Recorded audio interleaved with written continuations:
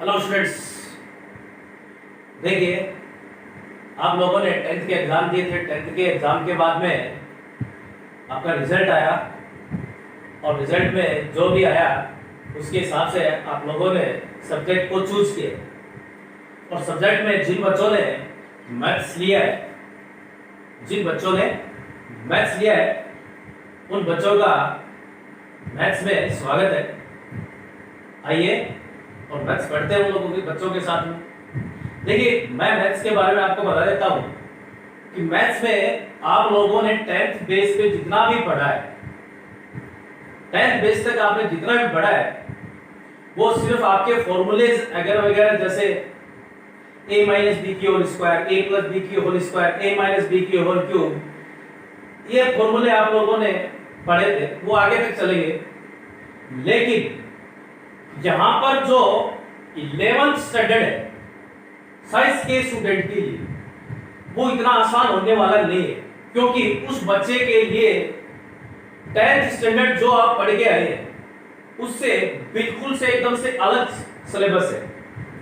तो अलग सिलेबस होने से क्या है कि बच्चे में थोड़ी सी उल्टा आ जाती है कि उसको प्रॉब्लम ये रहती है कि समझ नहीं आ रही है, फिजिक्स समझ नहीं आ रही है, केमिस्ट्री समझ नहीं आ रही है, मैथ समझ में नहीं आ रही है। तो उन बच्चों के लिए मैं यही कहूंगा कि वो बच्चे टीचर के कनेक्ट में रहे। जितने टीचर के साथ कनेक्टिविटी रहेगी आप लोगों को उतना ही बेटर समझ में आएगा।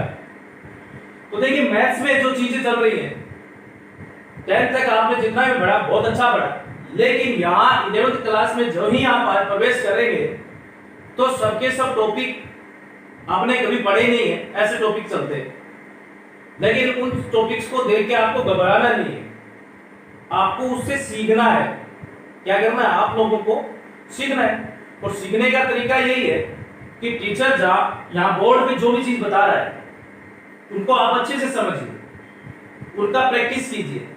फॉर्मूले की तो यहाँ पे कमी नहीं है। वैसे 10th तक तो आपने इतने ज्यादा फॉर्मूले नहीं पढ़े, लेकिन 11th और 12th में जितने फॉर्मूले वो फॉर्मूले आपको लॉन्ग टर्म तक काम आने वाले हैं। यानी कि यहां पर जो चीज सीखोगे आपकी लाइफ में वही चीज आगे काम आने वाली है। यहां पर जितने भी मैथ्स आप सीखोगे 11th और 12th में, वो मैथ्स आपको हर कंपटीशन में और ऊपर लेवल तक जहां तक आप सीखोगे पढ़ोगे तब तक ये फॉर्मूले आपको काम आते जाएंगे आगे से आगे। इन्हीं फॉर्मूलों का आगे तक चलना स्वाभाविक है। तो देखिए, यहाँ पर जो चीज बताई जा रही है आपको यहाँ पे निश्चित रूप से कंटिन्यूअस आपको क्लास लेनी है। क्लास लेके बच्चा अनुशासनहीनता नहीं दिखाए क्लास में, यानी बच्चा एकदम से बोर्ड के ऊपर पूरा ध्यान फोकस रखकर ही पढ़ाई करेगा तो उसको बेटर समझ में आएगा। अगर इधर उधर से बातें करेगा, क्लास में अनुशासनहीनता करेगा तो मैथ्स बिल्कुल भी समझ में आने वाली नहीं है। तो मैथ्स को जितना आप निकालोगे घर पे उतना ही आपको अच्छा महसूस होने लगेगा। तो हो सकता है, देखिए शुरू के अंदर हर बच्चे में ये प्रॉब्लम होती है कि उसको समझ नहीं आ रही है। तो समझ तो देखिए, आप जितना आप टीचर के साथ कनेक्ट रहोगे उतना ही मैथ्स समझ में आएगी। तो देखिए, जो टॉपिक है यहाँ पर वो टॉपिक है, देखिए जैसे मैथ्स में आपके फंक्शन और रिलेशन है। क्या है? फंक्शन और रिलेशन है, कभी आपने पढ़ा ही नहीं। तो ये सब चीजें हैं, फंक्शन, रिलेशन है, डिफरेंशियल है, मैथमेटिकल इंडक्शन है, परम्यूटेशन एंड कॉम्बिनेशन है, और आपकी ये बोलते हैं उसको बाइनोमियल थ्योरम है। Binomial theorem AP, GP, HP, AP, GP, AP और जीपी और एचपी, ये चीजें पढ़ी हैं। लेकिन आप लोगों ने सिर्फ एपी ही पढ़ी है। क्या पढ़ी है? एपी ही पढ़ी है। और एपी में भी आपने क्या निकाला है? ट्रम निकालना सीखा है। क्या निकालना सीखा है? ट्रम निकालना सीखा है और उसका सम निकालना सीखा है। तो देखिए, यहाँ एपी में जो चीज आपने सीखी है वो चीजें यहाँ नहीं चलने वाली है। यहाँ पर अलग पोर्शन होगा, फॉर्मूले वही होंगे, Sn बराबर n/2 2a + n - 1 * d, और ये आपका n टर्म वाला Tn बराबर a + n - 1 * d। ये दो चीजें चलने वाली है। लेकिन इसमें भी अलग अलग पोर्शन है, अलग अलग पोर्शन के हिसाब से हम सीखेंगे। जीपी है ज्योमेट्रिक प्रोग्रेशन है, एसपी है हार्मोनिक प्रोग्रेशन है, एपी है अर्थमेटिक प्रोग्रेशन है। तो ये सब चीजें देखिए, एपी जीपी आपने पढ़ी क्या, एक है, यहाँ पर तीन तीन चलती है। तो देखिए जो भी कंपटीशन आप 12th के बाद देने वाले हो, यानी एनडीए, नेवी, एयरफोर्स, वो उनका सबका बेस यही 11th में होने वाला है। जिस बच्चे को अगर बेस नहीं आएगा तो आगे जाके उसको समस्या आने वाली है। लेकिन यहाँ पे जो भी चीज बताई जा रही है उसके बारे में आप जितना समझोगे, जितना पढ़ोगे, उतना ही बेटर आपके लिए होगा। तो देखिए मैं आपकी 10th से रिलेटेड कुछ टॉपिक्स लेता हूँ, तो देखिए आपको मैं समझता हूँ कि कुछ समझ में आएगा और टॉपिक भी बहुत अच्छा है, तो आप उसको कोशिश करेंगे। तो देखिए मैंने मैथ्स के बारे में बताया, और मैथ्स की जो बुक्स है वो आ चुकी है। एनसीईआरटी का इस साल आपके सिलेबस स्टार्ट हो चुका है, और बुक्स के साथ में अपने एक नोटबुक फेयर कॉपी के रूप में डाल दें। फेयर कॉपी में यहाँ पर जो भी चीज करवाई जाएगी आपको फेयर कॉपी में लिखना है, और लिखने के बाद में उन क्वेश्चंस को रफ कॉपी में सॉल्व करना है। जितना आप सॉल्व करोगे उतना ही बेटर होगा। यानी कि टीचर की और बच्चे की कनेक्टिविटी बनी रहनी चाहिए। जिस दिन कनेक्टिविटी टूट जाएगी उसी दिन आपको प्रॉब्लम आनी स्टार्ट हो जाएगी। तो मेरे कहने का मतलब यही है कि बच्चा जितना टीचर के कनेक्ट में रहेगा उतना ही बेटर रहेगा।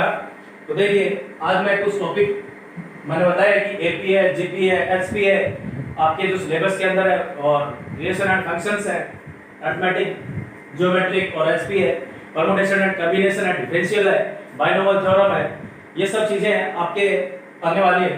तो देखिए 2D भी है, यहाँ पर 2D कोऑर्डिनेट ज्योमेट्री वो भी चलने वाली है। तो मैथ्स जितना आप समझ रहे हो उतना आसान नहीं है, लेकिन आप टीचर के कनेक्टिविटी में रहोगे तो मैथ्स बहुत आसान है, समझना उसको बहुत आसान है। लेकिन आप यहाँ पे सीख के लाते हो, घर पे कुछ करोगे नहीं तो समस्या ही समस्या आने वाली है। क्योंकि एक बार हो सकता है 5-10 दिन आपको नहीं समझ में आए, लेकिन टीचर के आप कनेक्टिविटी में रहोगे तो फिजिक्स, केमिस्ट्री, मैथ तीनों की तीनों समझ में आने लग जाएगी। तो जो बच्चा घर पर जाके डेली रिवाइज करेगा, पढ़ेगा, फॉर्मूलेस को याद करेगा, क्वेश्चन को सॉल्व करेगा, चाहे फिजिक्स हो, चाहे केमिस्ट्री हो, चाहे मैथ हो, सबको सब पढ़ना पड़ेगा, सबका सब पढ़ना पड़ेगा, तभी आगे जाके आप सक्सेस होगे। तो देखिए ये तो थी मैथ्स की कुछ चीजें बताई मैंने आपको, मैं आपके सिलेबस में क्या क्या चीजें हैं। तो जो बच्चे 10th पास करके आए हैं, वो 11th में आए हैं और मैथ्स जिन्होंने ली है उनका स्वागत है क्लास में। तो देखिए मैं आज एक टॉपिक पढ़ाता हूँ, देखिए आपको, और टॉपिक क्या है वो मैं अभी बताने वाला हूँ। तो देखिए आप लोगों ने 10th में एक चीज पढ़ी होगी, क्वाड्रेटिक इक्वेशन। क्वाड्रेटिक इक्वेशन, और क्वाड्रेटिक इक्वेशन देखिए क्या है, मैं क्वेश्चन लिखता हूँ क्वाड्रेटिक इक्वेशन का, x² + 2x - 8 = 0। x² + 2x - 8 = 0। मेरे को यहां से x की वैल्यू फाइंड करनी है। क्या करनी है? x की वैल्यू। तो x की वैल्यू फाइंड करने के लिए पहले 8 को फैक्टराइज करना पड़ेगा। 8 को क्या करना पड़ेगा? फैक्टराइज करना पड़ेगा। और फैक्टराइज करके आपको उसमें ऐसा चूज करना है कि मेरे पास में प्लस का 2 आ जाए। तो देखिए 8 के फैक्टराइज करेंगे 4 × 2 क्या हो जाएंगे? 4 × 2। तो देखिए x² + 4x - 2x - 8 = 0। ये फैक्टर होंगे इसके। देखिए यहां से x कॉमन आ जाएगा, x कॉमन लेंगे तो यहां से क्या आ जाएगा? x + 4। यहां से -2 कॉमन लूंगा तो x + 4 = 0। यानी x की यहां से वैल्यू आ जाएगी x - 2, x + 4 = 0। यानी x की दो वैल्यू फाइंड आएंगी मेरे पास, x = 2, x = -4। ये मेरे पास में x की दो वैल्यू आ गई। क्या आ गई?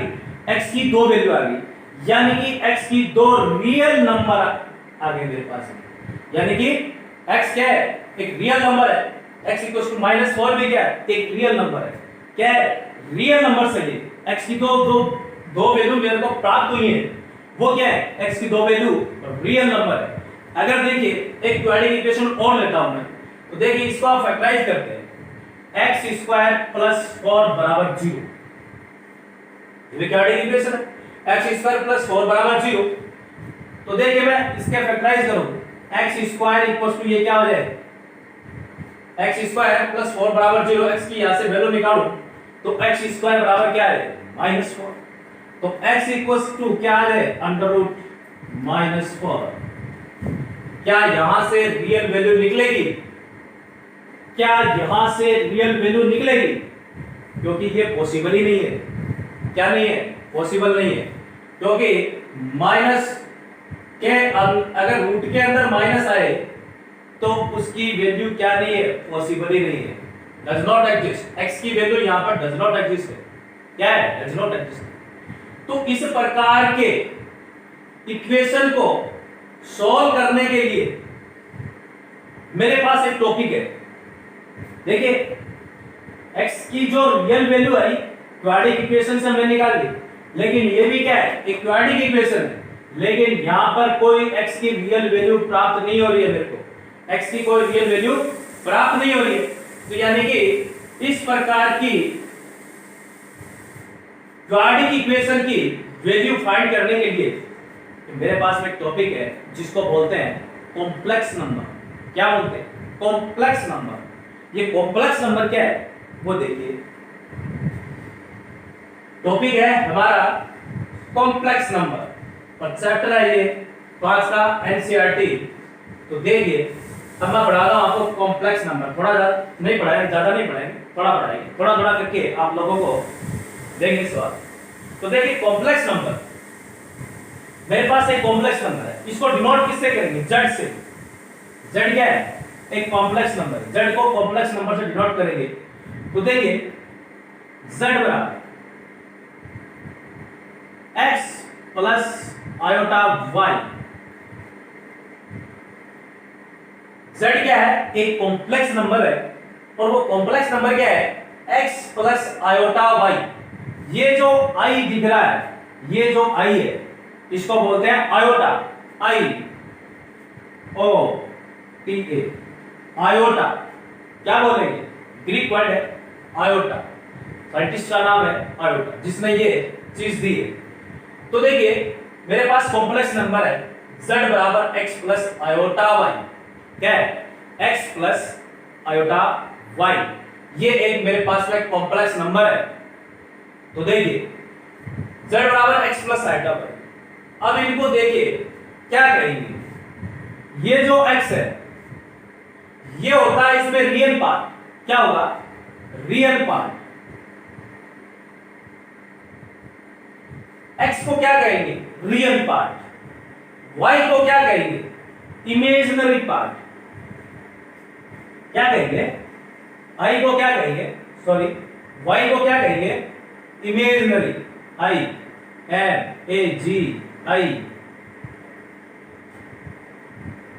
Imaginary part. x यहां पे क्या होगा? रियल पार्ट होगा। y क्या होगा? Imaginary part. क्यों होगा इमेजिनरी? y के साथ में आयोटा लगा है। क्या लगा है? आयोटा लगा है। i को क्या कहेंगे? आयोटा। तो x z बराबर मेरे पास रियल नंबर के पास एक कॉम्प्लेक्स नंबर है z बराबर x प्लस आयोटा y, जिसके साथ में आयोटा लगा होगा, जिसके साथ में आयोटा लगा होगा वो होगा इमेजिनरी पार्ट। क्या होगा? इमेजिनरी पार्ट होगा। क्या होगा? Imaginary part. और जिसके साथ में आयोटा नहीं लगा होगा वो होगा रियल पार्ट। क्या होगा? Real part. तो देखिए ये मेरे पास कॉम्प्लेक्स नंबर है z बराबर x प्लस आयोटा y। तो इसका मतलब x जो है वो रियल पार्ट है इसका, और y जो है वो इसका इमेजिनरी पार्ट है। दो भाग में डिवाइड हो गया ये। z बराबर x प्लस आयोटा y, यानी x है वो रियल पार्ट है, y है वो इमेजिनरी पार्ट है। जिसके साथ में आयोटा लगा होगा वो इमेजिनरी पार्ट होगा। मैं एक कॉम्प्लेक्स नंबर लिखता हूं। तो देखिए z बराबर 3 प्लस 4 आयोटा, z बराबर 3 प्लस 4 आयोटा। आयोटा इसके आगे लग जाए या पीछे लग जाए कोई प्रभाव नहीं पड़ेगा। आयोटा को पहले लिख दो या y आयोटा लिख दो, या आयोटा y लिख दो, या y आयोटा लिख दो, कोई समस्या नहीं है। z बराबर 3 प्लस 4 आयोटा। इसका मैं ये कह दूं कि इसका रियल पार्ट कौन है और इमेजिनरी पार्ट कौन है। तो देखिए इसका रियल जो पार्ट है, तो real part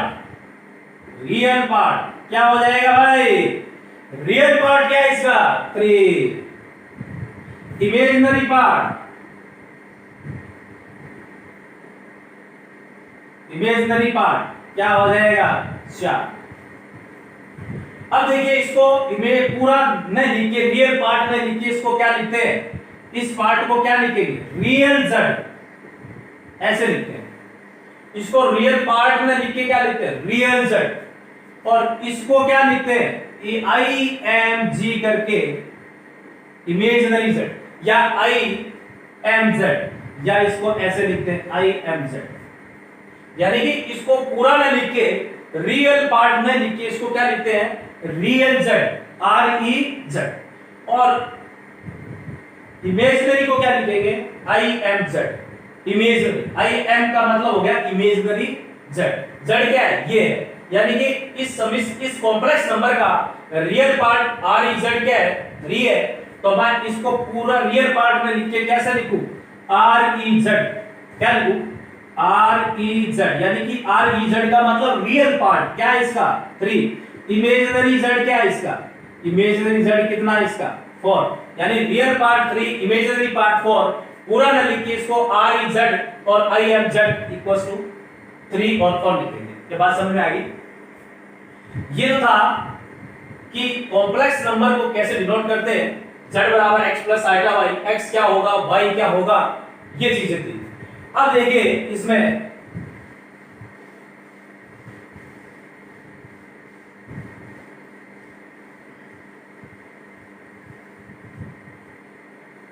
adding two complex number, adding of two complex number,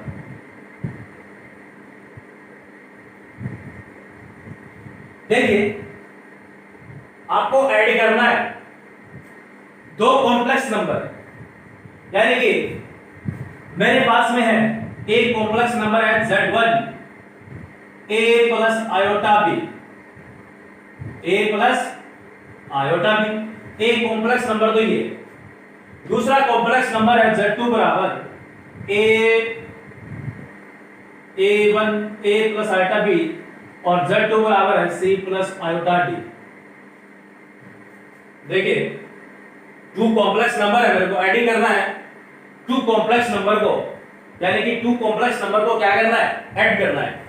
तो देखिए मैं दो कॉम्प्लेक्स नंबर लेता हूं, क्या लेता हूं, दो कॉम्प्लेक्स नंबर। तो दो कॉम्प्लेक्स नंबर देखिए क्या है, z1 a plus iota b, दूसरा कॉम्प्लेक्स नंबर है c प्लस आयोटा d। इनका मेरे को क्या करना है, ऐड करना है। क्या करना है, ऐड करना है। तो देखिए ऐड कैसे करेंगे इनको, z1 plus z2, z1 plus z2। तो देखिए z1 मेरे पास में क्या है, a प्लस आयोटा b, ये z1 की जगह रख दिया मैंने a plus iota b, plus z2, z2 क्या है मेरे पास में, c प्लस आयोटा d। बात समझ में आई। z1 की वैल्यू मेरे पास में है a plus iota b, z2 की है c प्लस आयोटा d। इनको ऐड करना है। क्या करना है, ऐड करना है। तो देखिए ऐड कैसे करेंगे इनको, तो देखिए ऐड का मतलब ये है कि रियल के साथ रियल ऐड होगा, इमेजिनरी के साथ इमेजिनरी ऐड होगा। बात समझ आई, रियल का रियल के साथ में, इमेजिनरी का इमेजिनरी के साथ में। तो देखिए रियल पार्ट क्या है यहाँ पे, ये ए रियल है और ये रियल है। रियल क्यों है, क्योंकि इनके साथ में आयोटा नहीं है, तो ये रियल हो गया, और जिसके साथ आयोटा है वो क्या हो गया, इमेजिनरी हो गया। तो देखिए रियल को रियल के साथ में ऐड करेंगे, तो रियल को रियल के साथ में ऐड करेंगे तो यहां से क्या आ जाएगा, a प्लस सी, यानी ये रियल a प्लस सी। अब देखिए इमेजिनरी का इमेजिनरी के साथ में होगा, ये आयोटा b है, ये आयोटा d है, दोनों में क्या कॉमन है भाई, आयोटा। तो देखिए इनमें मैंने आयोटा कॉमन ले लिया, क्या ले लिया, आयोटा कॉमन। तो यहां से क्या आ जाएगा, b आ जाएगा, और यहां से क्या आ जाएगा, d आ जाएगा। यानी कि रियल के साथ में रियल ऐड होगा और इमेजिनरी के साथ में इमेजिनरी ऐड हो जाएगा। तो देखिए रियल क्या था, मैंने बताया जिसके साथ में आयोटा नहीं होगा वो रियल होगा, और जिसके साथ आयोटा होगा वो क्या होगा, रियल होगा। तो देख सॉरी, जिसके साथ आयोटा होगा वो इमेजिनरी होगा। तो a और c, a प्लस c, ये रियल हो गया। अब देखिए आयोटा इसमें भी है, आयोटा इसमें, आयोटा कॉमन आ गया b प्लस डी हो गया। तो मैं ये कह दूं कि इसमें रियल पार्ट कौन है और इमेजिनरी कौन है। तो देखिए रियल z तो हमारे पास में क्या आ गया, a प्लस सी आ गया, और इमेजिनरी z क्या आ गया, इमेजिनरी z क्या आ गया, b प्लस डी आ गया। यानी कि दो कॉम्प्लेक्स नंबर का एडिशन, टू कॉम्प्लेक्स नंबर का जो एडिशन है वो भी क्या है, एक कॉम्प्लेक्स नंबर ही प्राप्त होता है। बात समझ में आई। दो कॉम्प्लेक्स नंबर को ऐड करना, वो कैसे ऐड करते हैं, जैसे मैं एक एग्जांपल लेता हूं। एग्जांपल क्या है, ये है,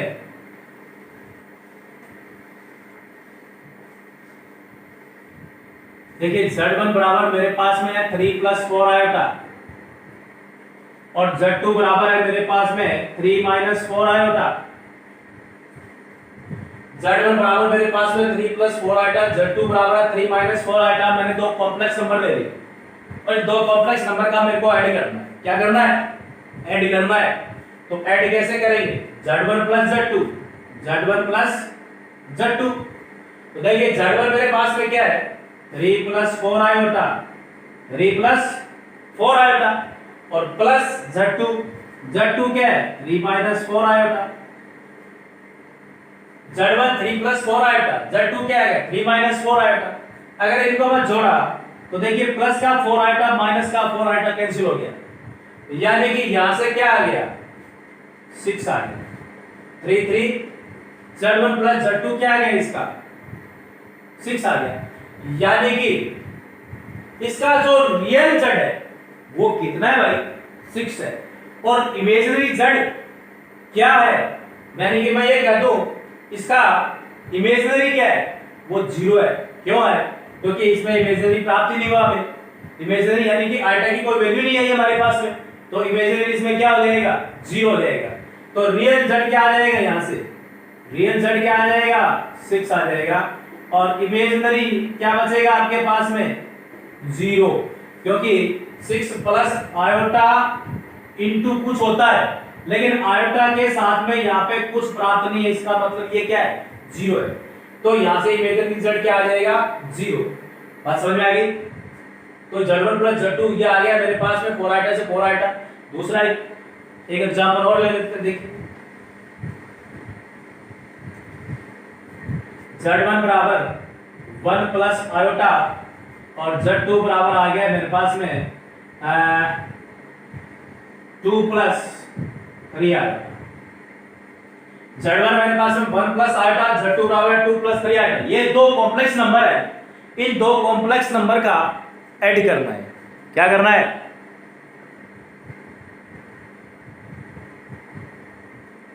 टू कॉम्प्लेक्स नंबर को ऐड करना है। तो देखिए ऐड कैसे करेंगे, मैंने अभी बताया।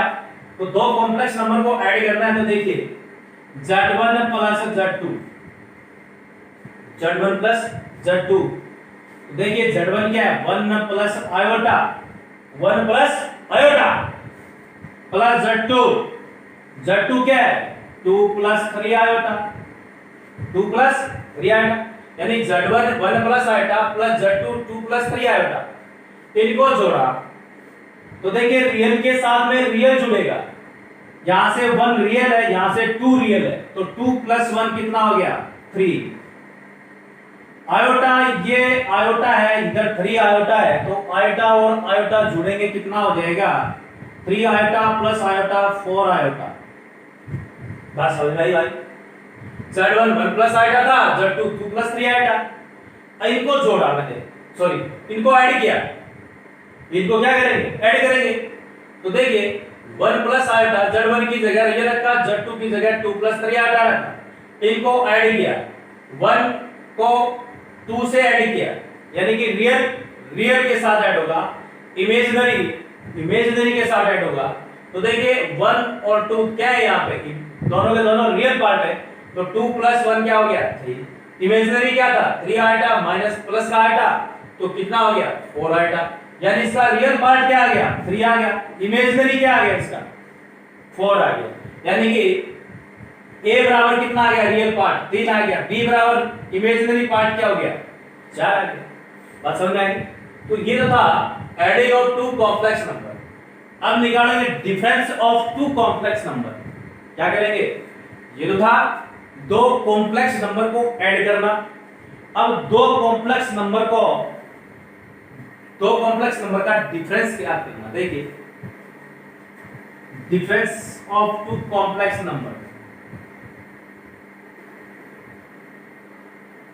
Difference of two complex number, यानी कि दो कॉम्प्लेक्स नंबर का डिफरेंस निकालना। मान लीजिए आपके पास में दो कॉम्प्लेक्स नंबर है, Z1 बराबर a plus iota b, Z2 बराबर है c plus iota d। Z1 बराबर क्या है? a plus iota b, Z2 बराबर है c प्लस आयोटा d। और इन दो कॉम्प्लेक्स नंबर का डिफरेंस निकालना है, यानी इनको सब्सट्रैक्ट करना है। क्या करना है? सब्सट्रैक्ट करना है। तो देखिए, Z1 minus Z2, Z1 minus Z2, मैंने पहले क्या बताया आपको? Adding two complex number. अब मैं दूसरा पॉइंट आपको बता रहा हूं, difference of two complex number, यानी कि subtract of two complex number. तो देखिए, Z1 माइनस Z2, यानी Z1 मेरे पास में क्या है? a plus iota b, Z2 क्या है? माइनस, देखिए यहां पे Z1 की वैल्यू आ गई माइनस Z2, Z2 मेरे पास में क्या है? c plus iota d। Z1 मेरे पास में क्या है? a plus iota b, Z2 क्या है? c plus iota d। तो देखिए, मैं इनका यहां से ब्रैकेट को हटाता हूं, a प्लस आयोटा b, ये तो आ गया यहां से ये। अब ये माइनस है, इस ब्रैकेट को हटाएगा तो माइनस का c माइनस का आयोटा d। ब्रैकेट को ब्रेक करेंगे, यहां से हटाएंगे, इसको रिमूव कर देंगे। तो यहां से देखिए a प्लस आयोटा b, ये माइनस है, ये क्या आ जाएगा? माइनस का c, और ये माइनस प्लस क्या हो जाएगा? माइनस का आयोटा d। तो देखिए, अब रियल के साथ रियल आएगा और इमेजिनरी के साथ में क्या आएगा? इमेजिनरी आएगा। तो देखिए, ये a यहाँ पे क्या है? रियल है, यहाँ पे c क्या है? रियल है, तो ये आ जाएगा a माइनस c, ये तो रियल हो गया। अब इमेजिनरी देखिए इसका, ये आयोटा b है, ये माइनस का आयोटा d है, तो दोनों में मैं क्या कॉमन ले लूं? आयोटा ले लूं कॉमन। क्या कॉमन ले लूं? आयोटा कॉमन ले लूं, तो यहां से क्या आ जाएगा? b minus d। यहां से देखिए, रियल के साथ रियल और इमेजिनरी के साथ में इमेजिनरी आ गया, तो यहां से आ गया a माइनस c, और यहां से आयोटा कॉमन आ गया b माइनस d। यानी कि ये पार्ट तो आपके पास में आ गया इमेजिनरी, क्या आ गया? इमेजिनरी, और ये पार्ट आपके पास में क्या आ गया? रियल पार्ट आ गया। तो देखिए, दो कॉम्प्लेक्स नंबर का डिफरेंस भी क्या होता है? एक कॉम्प्लेक्स नंबर ही प्राप्त होता है। तो देखिए, Z1 माइनस Z2 क्या, और Z1 माइनस Z2 करेंगे, इसको सॉल्व करेंगे, तो देखिए रियल के साथ में क्या आएगा? रियल आ जाएगा, और इमेजिनरी के साथ में क्या आ गया? इमेजिनरी आ गया। तो देखिए, इसका एग्जांपल लेते हैं।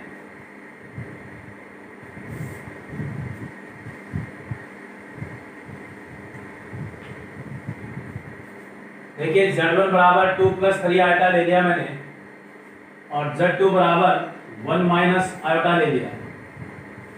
Z2 बराबर क्या ले लिया? 1 माइनस आयोटा।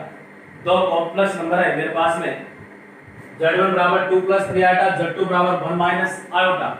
इनका डिफरेंस निकालना है, यानी इनको सब्ट्रैक्ट करना है। तो देखिए, Z1 minus Z2, Z1 minus Z2, तो देखिए Z1 मेरे पास में क्या है? 2 प्लस 3 आयोटा। Z1 क्या आ गया मेरे पास? 2 प्लस 3 आयोटा माइनस Z2 क्या है? 1 माइनस आयोटा। Z2 क्या आ गया? 1 माइनस आयोटा। तो देखिए, यहां से इसके ब्रैकेट को रिमूव करेंगे तो ये हो जाएगा 2 प्लस 3 आयोटा। 2 प्लस 3 आयोटा, यहां से आ जाएगा -1, माइनस माइनस क्या आ जाएगा? प्लस का आयोटा, -1 प्लस का आयोटा। तो देखिए रियल के साथ रियल होगा और इमेजिनरी के साथ इमेजिनरी होगा। तो देखिए ये रियल है, 2 रियल है, माइनस का 1 भी क्या है, रियल है। तो 2 माइनस 1 क्या हो गया, 2 में से 1 जाएगा तो क्या बचेगा, 1 बचेगा। अब यहां से देखिए 3 आइटा ये इमेजिनरी है और यहां भी आइटा है, ये भी क्या है, इमेजिनरी है। तो 3 आइटा प्लस आइटा क्या हो गया, प्लस का 4 आयोटा क्या हो गया, 1 प्लस 4 आयोटा। यानी कि इन दोनों का जो डिफरेंस आया वो मेरे पास में क्या आ गया, 1, यानी कि 1 प्लस 4 आइटा। यानी इन दोनों का अगर Z1 Z2 हमारे पास 2 कॉम्प्लेक्स नंबर थी, अगर उनका सब्सट्रैक्ट किया जाए तो मेरे पास में जो रिजल्ट आएगा वो क्या आएगा, 1 प्लस 4 आइटा, जहां वेयर ए क्या है, रियल Z। तो इसका रियल Z क्या आ गया, 1 आ गया। आपसे पूछे कि इसका इमेजिनरी Z क्या है, 4। रियल Z तो क्या आ गया, 1, इमेजिनरी Z कितना आ गया, 4। तो ये थी देखिए ऐड और सब्सट्रैक्ट करना कॉम्प्लेक्स नंबर में। तो ये थे कॉम्प्लेक्स नंबर में एडिंग और सब्सट्रैक्टिंग, यानी ऐड करना और उसको सब्ट्रैक्ट करना, ये था कॉम्प्लेक्स नंबर में। तो देखिए आज के लिए हम लोग इतना ही करेंगे इसमें। वैसे हिंदी मीडियम में हफ्ते भर से ज़्यादा हो गया है मेरे को वीडियो भेजते हुए। तो देखिए आज से आपका स्टार्ट हुआ है, तो आप आइए, मोस्ट वेलकम, स्वागत है आप लोगों का। लेकिन स्वागत तभी होगा भैया जब आगे यहाँ पे क्लास में आप डेली पढ़ोगे और घर जाके उनको सॉल्व करोगे। पहले हेयर कॉपी में उतारोगे, फिर उसको रफ कॉपी में सॉल्व करोगे, तभी आपके लिए ये मैथ इजी होने वाली है। नहीं तो अगर घर पे जाके आप नहीं पढ़ोगे तो आपके लिए ये मैथ टिपिकल भी होने वाली है। तो मैं ये बता देता हूँ, जो बच्चे 10वीं तक ऐसे करके मौज मस्ती आ गए हैं और उन्होंने साइंस ले ली है, तो साइंस तो ले लो, कोई समस्या नहीं है, लेकिन बेटा घर पे पढ़ना पड़ेगा। और पढ़ना वो कितना पढ़ता है, वो आप फिजिक्स केमिस्ट्री मैथ पढ़ोगे तो अपना पता लग जाएगा कि आपको कितना पढ़ना है। समझ में आ गई? तो देखिए यहाँ पर मैं एक चीज और बता देता हूँ आपको कि फिजिक्स जो चीज है, फिजिक्स वो पूरी की पूरी मैथमेटिक्स है। ध्यान रखना इस बात पर, फिजिक्स जो है वो पूरी की पूरी मैथमेटिक्स है। और मैथमेटिक्स के जितने भी फॉर्मूले वो फिजिक्स में डायरेक्ट अप्लाई होते हैं, डायरेक्ट अप्लाई होते हैं। तो फिजिक्स तभी समझ में आएगी जब आपको मैथ्स आएगी। और जो बायोलॉजी लेते हैं उनको फिजिक्स में दिक्कत इसीलिए आती है क्योंकि उनको फॉर्मूले की नॉलेज नहीं होती है, कौन कहां से कब डिफरेंशियल हो जाता है, कब इंटीग्रेशन हो जाता है, कौन सा ट्रिग्नोमेट्री का फॉर्मूला आगे लग जाता है, पता ही नहीं चलता है इन बच्चों को। लेकिन आप लोगों को यहाँ पता लगेगा। तो साथ साथ में मैं आप लोगों को एक चीज और देता हूं जिससे आपको फिजिक्स और भी बेटर तरीके से आने लग जाएगी। जब आप फिजिक्स की क्लास अटेंड करेंगे तो एक चीज आती है फिजिक्स के अंदर, डिफरेंशियल। क्या आती है? डिफरेंशियल। तो मैं आपको रोज यहाँ पर 1-2 फॉर्मूले लिख के दूंगा, आपको याद करने हैं, उसको रिमेंबर करना डेली की डेली और अच्छे से उनको याद करवा, क्योंकि वो फॉर्मूले आपको रटने ही पड़ेंगे और उनका वो भी नहीं है कि ये कहां से आते हैं, क्यों आते हैं, लेकिन वो आपको तैयार करने ही पड़ेंगे। तो वो जैसे मैं आपको यहाँ पे 1-2 फॉर्मूला लिख के देता हूँ डिफरेंशियल में, ताकि आपको फिजिक्स पढ़ने में दिक्कत नहीं आएगी। और ये डिफरेंशियल क्या होते हैं मैं वो भी बताऊंगा आप लोगों को। ये डिफरेंशियल बड़ी काम की चीज है, यहाँ पर स्टार्ट होती है और लॉन्ग टर्म तक जहां तक आप पढ़ोगे वहां तक काम आने वाली है। तो देखिए मैं डिफरेंशियल में 2 फॉर्मूले आपको लिख देता हूँ, आप इसको तैयार करेंगे।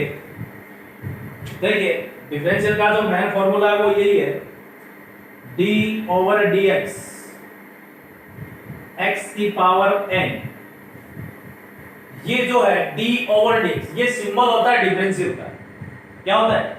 डिफरेंशियल का सिंबल होता है ये d/dx। ये डिफरेंशियल का सिंबल होता है, क्योंकि ये फिजिक्स में आपको पता नहीं कहाँ पर लगने वाली है। तो मैं आपको पहले ही मैथ्स में थोड़ा बहुत इनके बारे में नॉलेज दे देता हूँ। तो आप डेली मैं डेली 1-2 फॉर्मूले लिखूंगा यहाँ पे, उन फॉर्मूलेस को आपको याद करना है। तो d/dx x की पावर n, इसका जो फॉर्मूला होता है ये होता है n x की power n minus 1। d/dx x की पावर n, इसका जो फॉर्मूला होगा n x की पावर n माइनस 1। ठीक है भाई। दूसरा फॉर्मूला लिखता हूं मैं, d/dx sin x, d/dx sin x का फॉर्मूला होगा cos x। तो देखिए आज मैं आपको 2 ही फॉर्मूले दूंगा, डेली आपको 2 फॉर्मूले दिए जाएंगे और 3-4 दिन में आप पूरे फॉर्मूले अच्छे से याद कर लो। तो डिफरेंशियल में यानी कि फिजिक्स पढ़ोगे तब आपको कोई दिक्कत नहीं आएगी। तो इन फॉर्मूलेस को आप याद करना भाई। ये 2 फॉर्मूले हैं डिफरेंशियल के, तो साथ साथ आप डिफरेंशियल भी सीख कर जाओगे तो फिजिक्स में कोई प्रॉब्लम नहीं आएगी। तो ये तो थी आपकी आज की क्लास। आज की क्लास में आपको क्या समझ में आया, क्या नहीं आया, वो बहुत अच्छी बात। जितना बच्चे के समझ में आया बहुत अच्छी बात है। जिसको नहीं समझ में आया तो कोई प्रॉब्लम वाली बात नहीं है भैया। अगर आप 2-4 दिन मेरे साथ में कनेक्ट रहोगे तो इसमें जो भी प्रॉब्लम्स हैं वो आप समझने अपने आप लग जाओगे। लेकिन ये नहीं है कि आज समझ में नहीं आया कल कह दोगे हमारे तो कुछ समझ में नहीं है। तो भैया ऐसे नहीं होगा, आप लोगों को पढ़ना ही पड़ेगा। ये 10वीं क्लास नहीं है, आप जितनी मेहनत करोगे उतनी मैथमेटिक्स आएगी आपको। मैं ये पहले बता देता हूँ आपको। आप यहाँ या दूसरी जगह चले जाना तो यही समस्या आने वाली है, क्योंकि जब तक आप घर पे नहीं पढ़ोगे तब तक समस्या ही समस्या है, मैथ्स में समस्या ही समस्या है। तो देखिए यहाँ पर जो जितने भी फॉर्मूले की कमी नहीं है भैया, फॉर्मूलों की यहाँ पे कोई कमी नहीं है। फॉर्मूले जितने चाहो उतने ले लो, याद करने वाले की यहाँ पे कमी होती है बस, और फॉर्मूले की कोई कमी नहीं है। तो फॉर्मूले तो आप जितना याद करोगे उतना ही आपके लिए फिजिक्स में काम आने वाले हैं। तो मैंने यहाँ पे मैथमेटिक्स के डिफरेंशियल के मैंने यहाँ पे 2 फॉर्मूले लिखे हैं। ये आपको अभी स्टार्ट में ही काम आने लग जाएंगे ये डिफरेंशियल। तो ये मैं आपको बताऊंगा कैसे कैसे होती है। तो देखिए मैंने आज का जो टॉपिक पढ़ाया वो था हमारा कॉम्प्लेक्स नंबर। कॉम्प्लेक्स नंबर में मैंने क्या क्या चीज पढ़ाई, कॉम्प्लेक्स नंबर के बारे में बताया। दूसरा एडिशन और सब्सट्रैक्शन के बारे में मैंने आपको आज यहाँ पे नॉलेज दी है। तो देखिए हम कल जो पढ़ेंगे वो मल्टीप्लाई और डिवाइड रूल पढ़ेंगे। मल्टीप्लाई और डिवाइड रूल बड़े इंपॉर्टेंट रूल है यहाँ पे। तो देखिए आज की जो क्लास है वो इतनी होगी कल के लिए, आगे कल देखेंगे। धन्यवाद आज के लिए।